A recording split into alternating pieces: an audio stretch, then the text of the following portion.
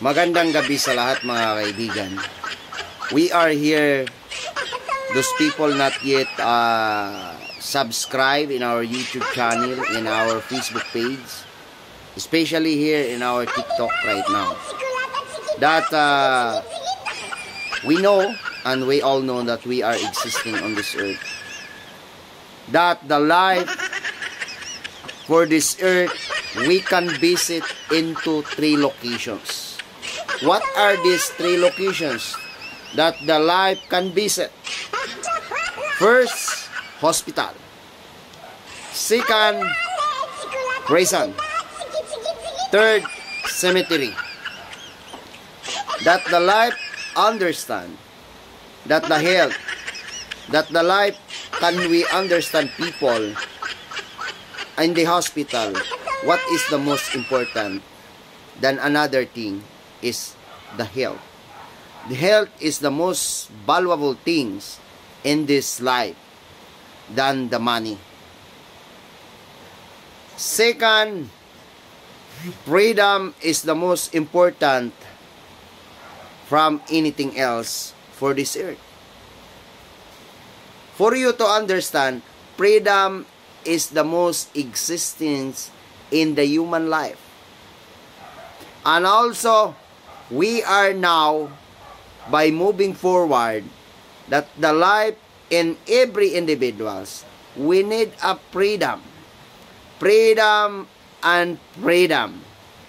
So that there is a lot of peoples, or the people on earth, that he or she can understand what is the most important in life. Freedom is the most important, that you will be go to in prison. Third is cemetery, that the people understand even what you are doing on this earth, being you are existing, that no matter what happened in this life, that there is nothing after all.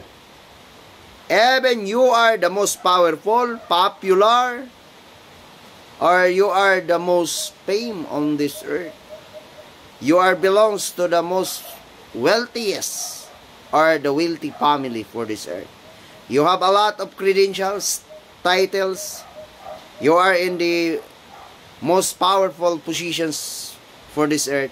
After we die, and then we go to cemetery, that the people understand, we will become nothing. We will become nothing.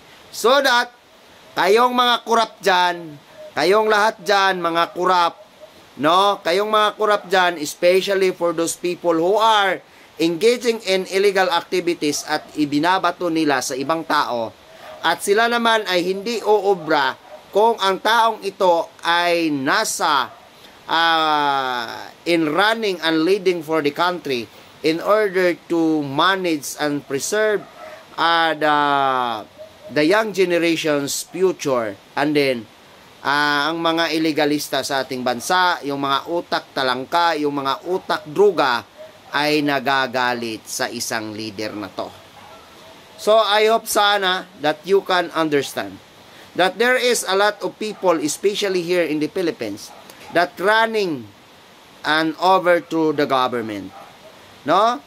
Mayroong mga kriminal dyan na naghihiring sa Kongreso.